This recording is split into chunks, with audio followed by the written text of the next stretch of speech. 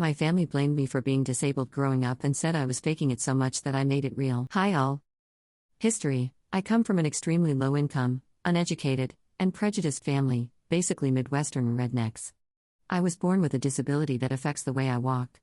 Growing up, my parents didn't believe that my inability to walk normally was a disability. They, mainly my father, my mom just kind of goes along with him, thought I was doing it for attention or to spite them or something, even as a toddler.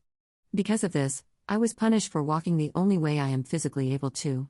Which means I was basically punished constantly for about 7 to 8 years, until a teacher had a sit-down with my parents and strongly suggested they take me to see someone. At this point, the disability was identified and the doctor suggested surgery, which my family couldn't afford. So I spent a number of years in leg braces, physical therapy, etc., which didn't work, as it's a congenital disability. My parents and family, despite being told what was going on, still blamed me for my condition. They believed that I faked this disability long enough as a baby and toddler, that I eventually made my body this way. They've always been resentful because of that, and used to constantly remind me how much money they had to shell out for my problem. Throughout my childhood, I was constantly teased about my condition by other kids. I was in leg braces when Forrest Gump came out, yelled at and punished by my parents, and criticized by extended family and other adults, even strangers at the grocery store. People even commented on it in my receiving line at my wedding 2 years ago. I spent years learning a fake normal walk for when I can't wear shoes, developing a thick skin, and learning to laugh at myself. I've been reminded of this condition by everyone I meet and everyone I know on a constant basis for my entire life. At this point, it's such a strong part of who I am as a person and my resiliency, I don't even think of it as a disability, really, just a part of who I am. The problem, at this point, I'm 30 years old. Over the past decade or so, I've had a lot of problems with my feet because of the unusual weight distribution pattern I place on them attempting to walk. Over the last year, though, I started noticing signs of nerve damage, numbness, tingling, and shooting pain that renders me barely able to walk at times, and my doctor strongly stressed revisiting an orthopedic surgeon. At my consult, the surgeon was shocked.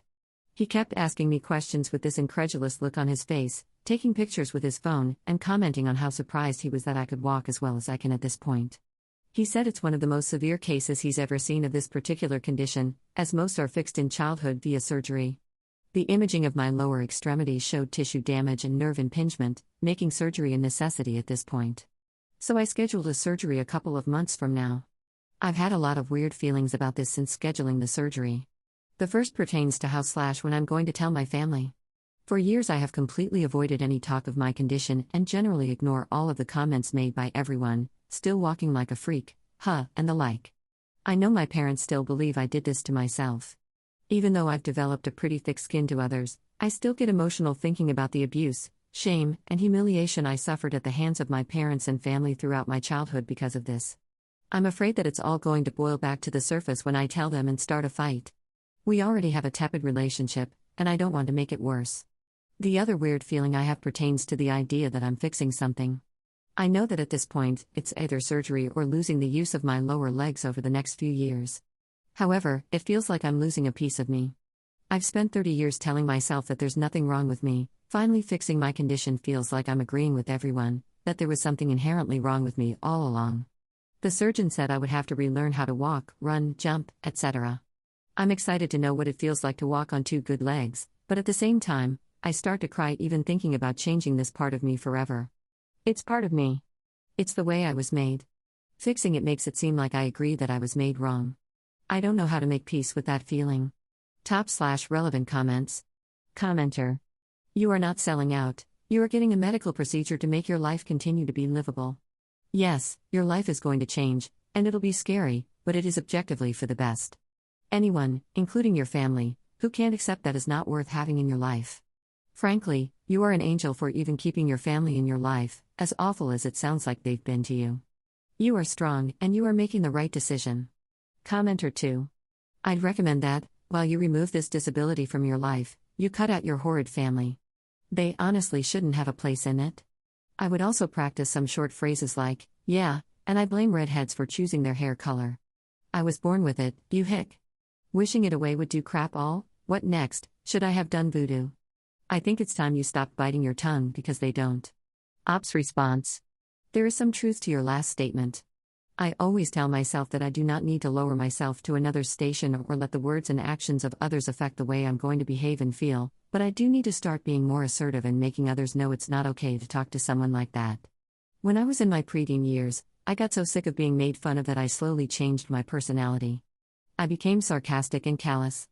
It was like, if I don't care about anything, then no one can hurt me. If I can fire off an insult first, then I won't be the victim. That phase lasted a couple of years, and I hated what I became. I let myself become just like the people I was protecting myself from. I think in the aftermath of that phase, when I started to be myself again, I have become afraid of returning to that persona. In doing that, I've unintentionally become a doormat at times. I'm a passionate advocate for at-risk kids and victims of abuse in my personal life, but I'm a crappy advocate for myself. I need to start seeing myself as just as important as others, and deserving of the same respect. Op-adds an edit to their post. Holy cannoli, I came home from school to see this, and oh my goodness. Thank you all so much for your kind words and support. I'm truly reading all the comments, even if I can't respond to all of them. I want to thank you all so much. Your comments made me laugh, cry, and seriously think about a lot of things in my life related to my family. I wanted to address some points that I've seen come up a couple of times, for better clarification. 1. My family no longer thinks I'm faking. At this point, they believe that I faked my condition as a baby and toddler, and that led to the condition I live with today, kind of like if you keep making that face it's going to stick that way mentality. There is absolutely no getting through to them about this, so I just ignore it. 2. I grew up in a poor, uneducated, generally abusive household with an abusive alcoholic father and an enabler for a mother. I've been in therapy off and on for almost a decade now, but really started to make progress a few years ago when I started seeing my current psychiatrist, so no worries about my current mental health. Although I still have a lot of problems related to my family history, as well as other things that happened, I am in the best possible place now and actively dealing with it. 3. The reason I still keep my family in my life is because of a few reasons. 1, of course, is the unconditional love I feel for them. As horrible as some of them have been, deep down I will always want to help them and hope that things will get better. I realize this is stupid of me, but I've been working at limiting my exposure to them for a number of years now, and it is a slow process. Another reason, which I know is also probably stupid, is for the sake of my other family members. I am very protective of my family, and in my teen years established something of a caretaker/head of household role with them when my dad's alcoholism got really bad. I can't handle the thought of the stress and pain I would cause my mom and siblings if I were to cut them out of my life. I don't know if I could do that to them. I do love them, as flawed as they are. 4. After reading through most of the great comments you guys left, I think I'm going to simply get the surgery and not say anything. I live across the country from my family and only see them 1 to 2 times a year for a week or so at a time. I probably won't be seeing them again until next Christmas. I could potentially get the surgery and mostly recover by then. If they notice, they notice. I realize by reading your comments that I don't owe them an explanation. If they push about it, I'll do what I normally do and leave the situation before I get upset. It's not their concern what I do with my body. Thank you also very much for your kind words, they mean the world to me. Update 3 months later. Hi everyone. I was so overwhelmed by the positive responses and well wishes back when I posted about this that I thought I would update all of you on how things are going. So, I had my surgery about a month ago, and it went well without any complications. I was in excruciating pain for the first couple of days, but my husband was by my side 24/7 to help out. He had a week off from work, so it worked out nicely, and I was able to wean myself off the narcotic painkillers they gave me after about 5 to 6 days. Since then, I've been on crutches and still have about another 3 or so weeks of crutches to go, most likely. I don't want to get crazy specific about what my disability or surgery was for privacy purposes, so unfortunately that's all I can really say about it. It's been tedious, but the great thing about recovering from an injury or surgery, I suppose, is learning a new level of patience and endurance. I'm really happy with my recovery so far and the results I'm already seeing. I can't wait until I am recovered and strong enough to try walking without the crutches or any other device and see what it's like. Leading up to the surgery and immediately after, I didn't tell anyone about it, not even my closest friends. I was kind of afraid of how word might get around, if people would bring it up or something. It got really difficult, though, to keep the secret, as my husband and I had to be careful about what we said and who we said it to. It felt like we were sneaking around, like we had something to be ashamed of. Finally, I told a couple of close friends, who were very supportive. I wasn't planning on telling my family, but I finally did. I felt like I was lying by omission when my mom would call and ask how everything was, anything new, etc., and I would just try to act normal. I finally told her, plain and simple, yeah, so I had surgery about 2.5 weeks ago.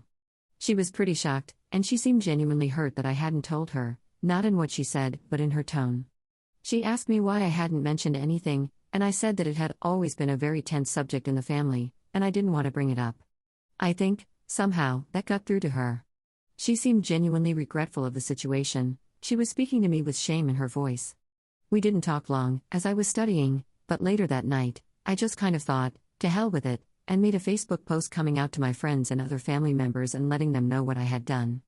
I wrote a narrative about what it was like growing up being different, the rude and hurtful things people would say, the feelings of shame and isolation that I felt, and how those feelings were so strong that I was debating whether or not I should even tell anyone.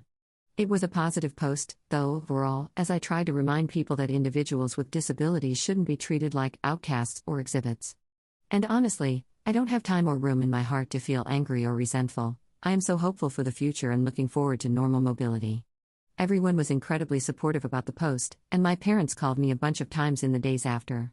We played phone tag a bit, and when I finally talked to my mom a couple of days ago, she said she wanted to start looking at flights to come out here and visit me and help out. I told her that wasn't necessary, that I was pretty used to the crutches now and the limited mobility I have, and she said she hopes I can reconsider in the next couple of days, as it would make her feel a little bit better to be able to help me out, cook, shop, etc. Apparently, me getting the surgery and intentionally not telling them, coupled with the Facebook post that my mom saw, I didn't call them out or anything in it, just talked in general about how difficult it was, made my parents feel horrendously guilty about the way I grew up and was treated. My mom wanted to try to make it up to me somewhat by flying out here and spending some time together. I appreciate the sentiment, and I'm glad that they're seeing the way they treated me in a new light, but I do think I'm honestly too busy in the next couple of weeks to host a guest. I told her we could revisit the discussion in a couple of weeks. So, everything is pretty great right now. I made peace a long time ago with the fact that I will never be completely comfortable or close with my family, but it's nice to know that people can change or try to. I really appreciate the effort my parents are putting in, even if it's not necessary. It's the thought that counts, I guess. I don't want to say I'm glad they feel bad, but I'm kinda glad they feel bad. It shows that they're human, maybe there's some hope there. Anyway, thank you all again so much for your kindness and support. Your replies and messages meant everything to me, even if I didn't get around to responding to them. I read and appreciated every single one. Here's to good health and a good life. Goodbye. Top/relevant comments. Commenter. Good for you. Glad your mom finally got it. However, my experience is that parents who have been abusive for a long time, even when they want to change, don't know how. They don't know any better. They will be ashamed of themselves for not being different, but they can't be different. Hence, I would not recommend having her over while you're not at your best. You need to save your energy for recovery and not get beaten down by dealing with snide remarks and her "I'm so ashamed, please forgive me" follow-ups. Of course, you know her way better than I do, so ignore this if it doesn't apply. If it does apply, then feel free to invite her to come when you're feeling better. That right now is not the time to restart your relationship, you're too spent. By the way, great job on telling her that you didn't mention it because it had been a very tense subject. Way to take your own power. Editor's note. From a commenter almost 10 years later, it looks like Op might be doing well. The account is still active. Posted recently about succeeding in med school, working as a psychiatrist, and being low contact with some family members.